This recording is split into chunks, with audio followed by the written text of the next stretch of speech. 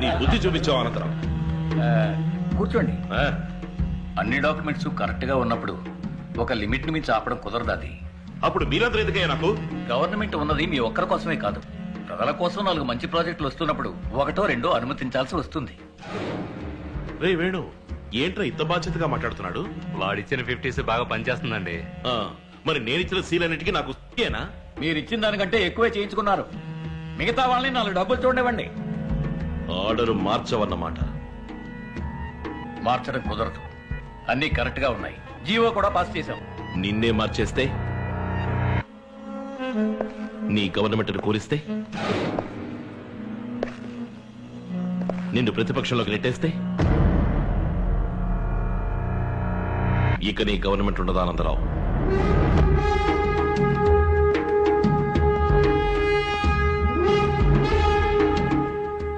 ఎమరెస్ట్ గారు, శాసనసభలో అవిశ్వాస తీర్మానం ప్రవేశపెట్టండి, ఎంత ఖర్చైనా సరే. హాయ్ ఏమండి, జాతకాలు చూసారా? ఎప్పుడు వివాహం? వివాహమా? ఎవరన్నారు? ఏంటండి పరిచయం మెచ్చుకుని నచ్చామని జాతకం తీసుకున్నారు? జాతకం తీసుకున్నది మా అమ్మ నాన్న. వచ్చారు, పరిచయం పెంచుకున్నారు, మన ఫ్రెండ్స్ అయ్యాం. ఓకే. వివాహం అనేది వేరు. కంజర ఎంత అండి? యో, ఇక్కడ కంజరాలు అమ్మరాయా? ఆగండి. ఏంటండి నెత్తి మీద బండేశారు? వివాహానికి కొన్ని పొంతనలు చాలా ముఖ్యం. అవి మనకంతగా సరిపోలేదు. అది కాంచీపురం కంజరానే కదండి? కాదు, కుంభకోణం కుంజిరా. ఏ పొంతన సరిపోలేదు చెప్పండి. వద్దండి, చెప్తే బాధపడతారు.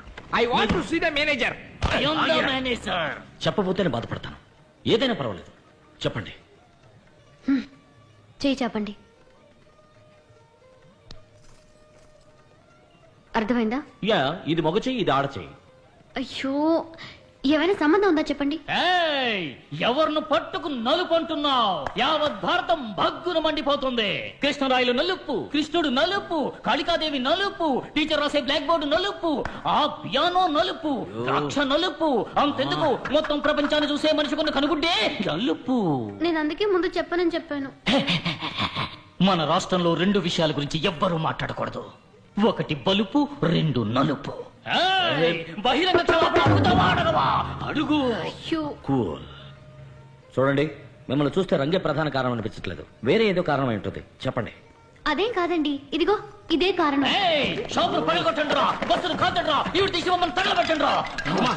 కస్టమర్స్ పట్టించుకోకుండా ఏం చేస్తున్నావు? కస్టమర్లు మామా, తను చెప్పినట్లు తప్పే ఉందిరా.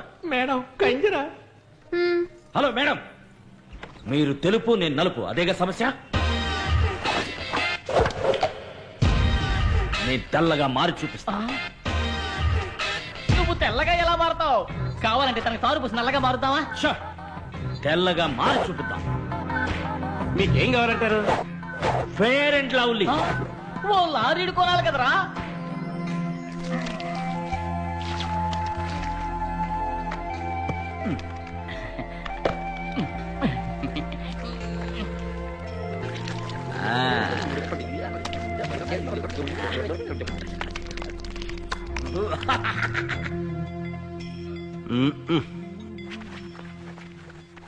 రే మామా, రే మామా,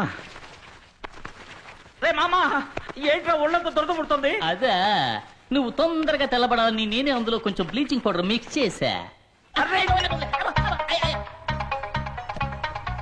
ఏంటమ్మా అలా చిలకరిస్తావు? కుంకుమ పువ్వు అంత వేయకూడదురా.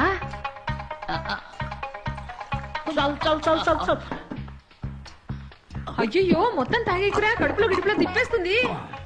స్టీల్ బాడీ ఏం కాదు.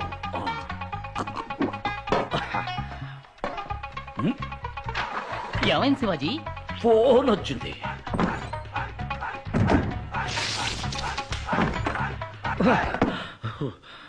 ఏంటి శివాజీ, ఏమైంది? పిండేసింది. ఏంటా నడక? వెళ్ళి తొందరగా పనులు కానివ్వండి.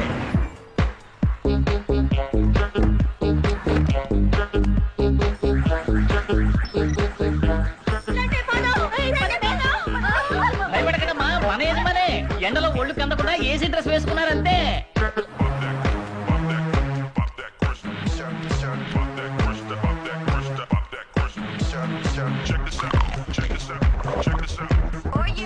Check this out. Oh yeah.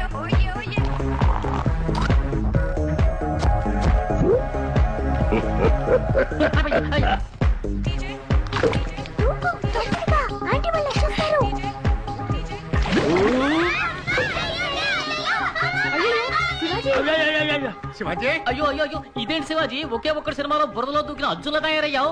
Multana మట్టి నేచురల్ థెరపీ కడుక్కొచ్చానంటే తస్స చెక్క కబరాసల్లా ఉంటా.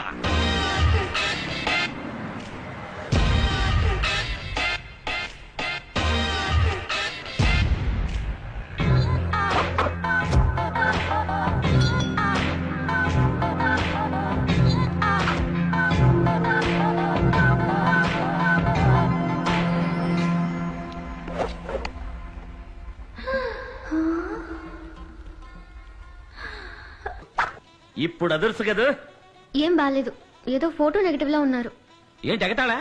నల్లగా ఉన్నారు, కష్టపడి తెల్లగా మారుస్తే బాగలేదంటారేంటి? మీ దగ్గర నాకు నచ్చిందా నలిపేనండి. ఇదేదో తెచ్చి పెట్టుకున్నట్టు. అమ్మయ్య ప్రతిపోయవరా, తొందరగా వెళ్ళి ఒంటికి పూసుకున్నా తెల్లబెట్టి కడుక్కొచ్చాయి.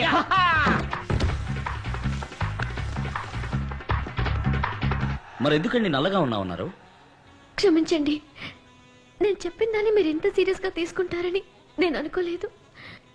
నేను తిరస్కరించడానికి నిజమైన కారణం నలుపు కాదండి, జాతకం. చిత్త మృగశీర్ష ధనిష్టలకు వివాహంబు జరిగనేని సత్యము వరుణకు మరణ ప్రాప్తి, తప్పదు వధువుకు వైధవ్య ప్రాప్తి అని సుఖమహర్షి చెప్పారు. అబ్బాయి శివాజీది చిత్త, అమ్మాయి ఉమాదేవిది ధనిష్ట. దీన్ని రజ్జు దోషం అంటారు. 13 పొంతనల్లో ఏ పొంతన ఎలా ఉన్నప్పటికీ రజ్జు పొంతన చాలా ముఖ్యం. ఈ 2 జాతకాలకు పొంతన కుదరదు. వీరిద్దరి జాతకాల్లోనూ జన్మ లగ్నం నుంచి 2, 7, 9 స్థానాల్లో పాపగ్రహాలున్నాయి.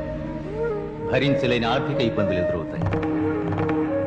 అమ్మాయి వల్ల అబ్బాయికి గండం ఉంది. కాదు కూడదని మీరు పెళ్లి చేస్తే అబ్బాయి ప్రాణాలకే ప్రమాదం. ఏమిటి అంత మాట అన్నాడు? ఇవిగో చూడండి, నాలుగు మీద మచ్చలు. నా వాక్కు భరిస్తుంది. మంచి చేయడానికి వచ్చారు. నన్ను పెళ్లి చేసుకోవడం వల్ల మీకే చెడు జరగకూడదని నేను అలా చెప్పాను. ఇంతేనా?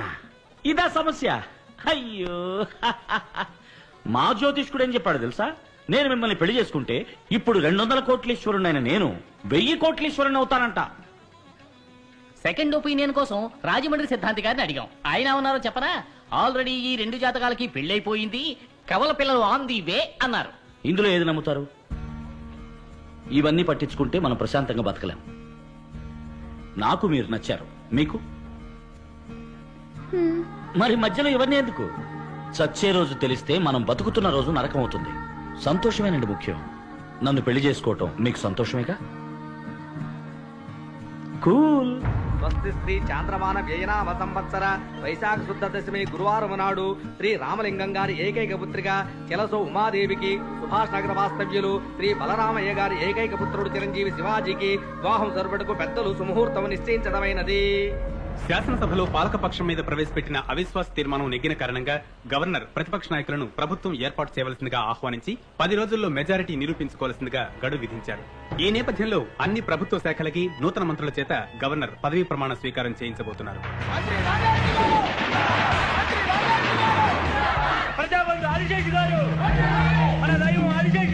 రండి రండి, నేనే తమ దగ్గరికి వచ్చేవాడి బ్లెస్సింగ్ తీసుకోవడానికి.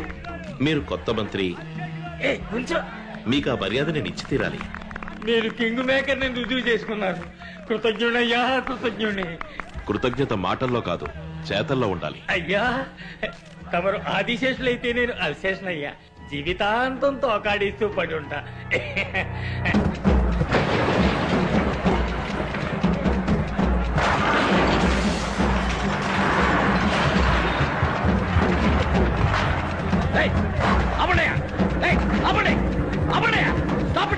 ఎందుకు పడగొడుతున్నారు? ఇక్కడ ఐటీ పార్క్ ఫ్యూచర్ డెవలప్మెంట్ అని గవర్నమెంట్ ప్రాజెక్ట్స్ వస్తున్నాయి. ఇక్కడ కట్టడాలు కట్టడం తప్పు.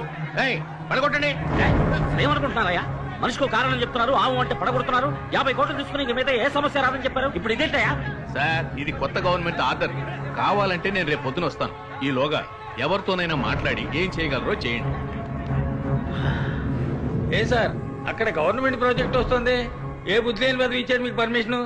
నో, ఇది రాంగ్ ప్రాజెక్ట్. పర్మిషన్ ఇవ్వకూడదు. సార్ నేనేం తప్పు చేశాను సార్? నన్ను ఎందుకు ఇలా వేధిస్తారు? మంచి చేయడానికి వచ్చినందుకు ఎంత శిక్ష? అన్ని మెట్లు ఎక్కి దిగేశాం. టేబుల్ కి, బెంచ్ కి, అధికారికి, మంత్రికి, వాడు వీడని అందరికీ ఎంత ఇవ్వాలో అంతా ఇచ్చేసాం. మీరిచ్చింది ఆ ముఠాకి, ఆ మంత్రులకి. మేము ఫ్రెష్ బోలెడంత ఖర్చు పెట్టుకొచ్చాను నాన్న. సీటు ఖరీదు, ఎలక్షన్ ఎక్స్పెన్స్, పబ్లిసిటీ ఎక్స్పెన్స్, ఎమ్మెల్యేలు కొనడం, కాస్ట్ ఆఫ్ పాలిటిక్స్ చాలా ఎక్కువైంది. ఇప్పుడు మేమేం చేయాలి చెప్పండి. మీ ప్రాజెక్ట్ వాల్యూ ఎంత? ఎన్నిసార్లు ఇదే ప్రశ్న అడుగుతారా? ఏంటి ఏమన్నారు? ఏం లేదు సార్, 200 కోట్లు. అందులో 25%, ఓ 50 కోట్లు మా సంక్షేమ నిధికి ఇచ్చేయండి, మిగతా నేను నేనేమన్నా మృతం చేయడానికి పర్మిషన్ అడిగానా? సారా కట్టడానికి పర్మిషన్ అడిగానా? చెడగొట్టకు శివాజీ. గాంధీకి మండపం కట్టాలన్నా కూడా వీళ్ళు డబ్బులు అడుగుతారు. రే మామ నోడ్రా, పర్మిషన్ ఉంటా కుదరదా? మర్యాద డబ్బులు తీసుకుని నీకు మర్యాద ఏంట్రా? ఎక్కడికి వచ్చి ఎవరితో ఏం మాట్లాడుతున్నావు నువ్వు? డబ్బులు ఇవ్వకుండా నువ్వు ఆ యూనివర్సిటీ ఓపెన్ చేయడం కుదరదు. ఇవ్వను, ఒక్క పైసా కూడా ఇవ్వను. నేను కోర్టుకెళ్తాను. కింద కోర్టు, మధ్య కోర్టు, పై court, magistrate court, appellate court, sessions court, high court, supreme court అని ఈ దేశంలో న్యాయం అనేది ఏదో ఒక మూల కాస్త మిగిలి ఉంటుంది. దాన్ని తవ్వి తీస్తాను.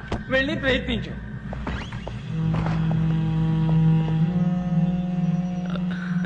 ఏం శివాజీ, ఎలా ఉన్నారు? మీ యూనివర్సిటీ పనులన్నీ ఎంతవరకు వచ్చాయి?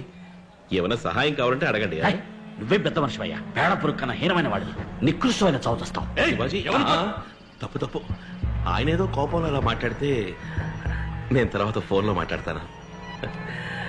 క్యాస్ట్ ఐరన్ కేస్ గెలిచే తీరాలి. గవర్నమెంట్ మారితే వాడు పాస్ చేసిన జీవోని ఆర్బిటర్ గా వీళ్ళు క్యాన్సిల్ చేస్తారా? తప్పు.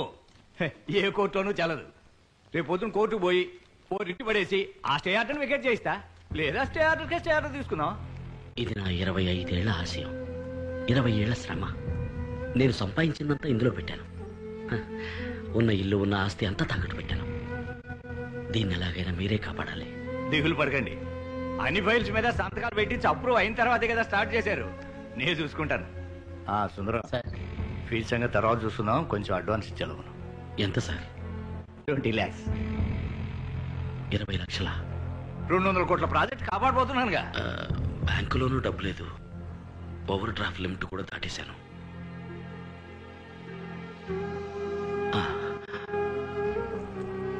అడ్వాన్స్ నాకు ఆలోచుకోండి.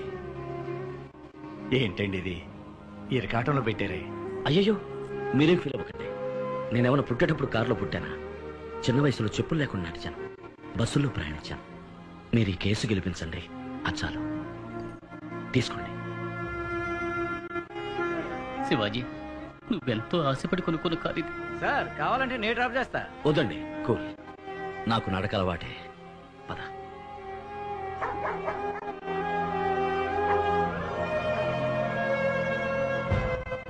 మీరు శివాజీ ఫౌండేషన్ స్టార్ట్ చేసే ముందు అన్ని ప్రభుత్వ శాఖలు అనుమతి నిరాకరించింది నిజమేనా? నిజమేనండి. 16 శాఖలకి చెందిన గవర్నమెంట్ ఆఫీసర్లకి 4 కోట్ల రూపాయలు లంచం ఇచ్చింది నిజమేనా? అబ్జెక్షన్. లంచం తీసుకోవడానికే అనుమతి నిరాకరించారు. మధ్యలో మాట్లాడకండి, మీ వాదన పూర్తి అయిపోయింది.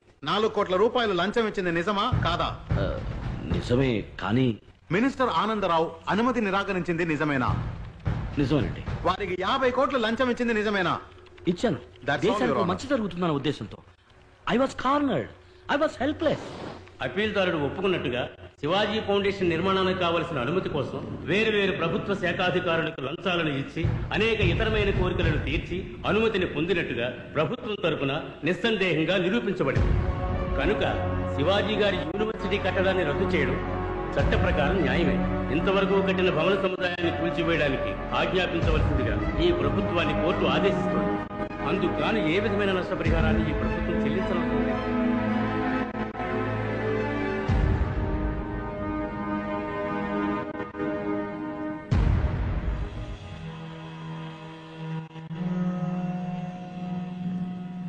చూసారా శివాజీ గారు ఎంత పని జరిగిందో? మారు మాట్లాడకుండా నేను చెప్పినట్టు ఓ 5 star hotel, real estate business చేసుకుని ఉండాల్సింది. పాపిస్టు విధవులు అందరూ కలిసి మిమ్మల్ని ఇలా నడివీధిలోకి ఈడ్చుకొచ్చి వదిలేశారు. ఇప్పుడు ఏం చేద్దాం అనుకుంటున్నారు? మోట్లు మోస్తారా, లేక పాలుగాని పితుకుతారా, లేదా ఆటో నడుపుతారా? పోనీ నేను ఆర్టీసీలో రికమెండ్ చేసి మీకు కండక్టర్ పని ఇప్పిస్తాను, చేస్తారా? ఓ, దానికి పూర్వానుభవం కావాలి. కూర్చున్న చోట ఒళ్ళలవ్వకుండా నొప్పి లేకుండా చేసే పనుంది, చేస్తారా? మన జాతీయ వృత్తి. అయ్యో అన్ని 500 1000 రూపాయల నోట్లే. చిల్లరుందా వేణు? ఇవ్వు.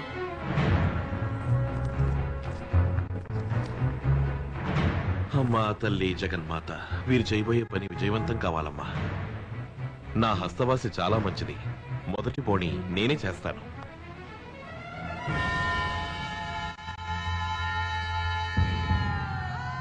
ముష్టెత్తుకుని బతికే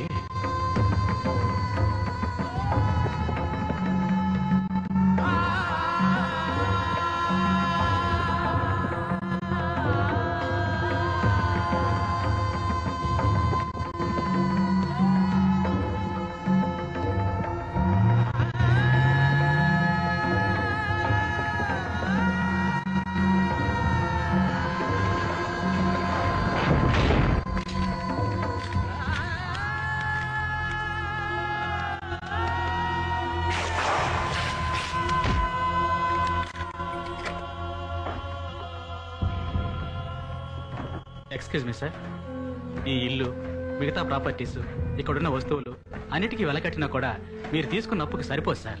వాల్యుయేషన్ పూర్తయ్యే వరకు ఈ ఇంట్లో నుంచి ఒక ప్రాపర్టీ కూడా బయటే పోకూడదు. సారీ. మీ రోలెక్స్ కూడా ఆ లిస్టులో ఉంది సార్.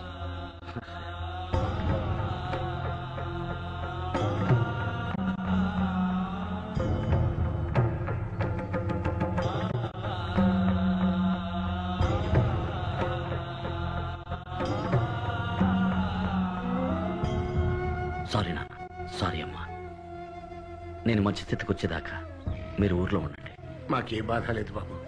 నువ్వు అమెరికా వెళ్లే ముందు మన పరిస్థితి ఇదేగా.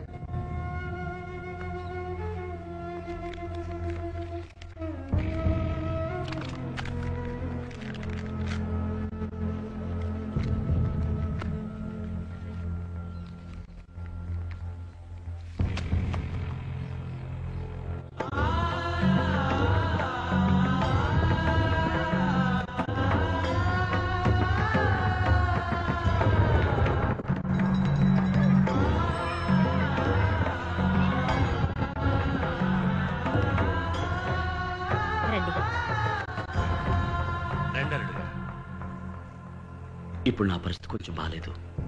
పెళ్లి కొంచెం వాయిదా వేసుకుందాం. అది చెప్పెడదామని వచ్చాను. అలాగే బాబు, మీరు ఎప్పుడంటే అప్పుడే పెళ్లి జరిపిద్దాం. లేదు నాన్న, ఎప్పటికీ ఈ పెళ్లి జరగదు. ఏం నువ్వు అనేది ఉమాదేవి? నేను అప్పుడే చెప్పాను వద్దని. ఏదేదో చెప్పి మీరే నన్ను ఒప్పించారు. చూడండి నిశ్చితార్థానికి ఎంత పని అయిందో. రేపు పెళ్లి కూడా అయి జ్యోతిష్కులు చెప్పారు. మీకేదైనా జరిగితే. నువ్వేదేదో ఊహించుకుంటున్నావు. ఏది ఊహ? పూర్తయ్యే స్థితిలో ఉన్న కట్టడం ఎందుకు పడగొట్టే స్థితికి వచ్చింది? కోటేశ్వరులో ఉన్న మీరు ఉన్నట్టుండి ఎందుకు నడి వీధికి రావాల్సి వచ్చింది? It's a coincidence damn it. లేదండి, ఈ జన్మలో మనిద్దరికి పెళ్లి జరగదు. వెళ్ళిపోండి. ఇంకెప్పుడు నా కోసం రాకండి.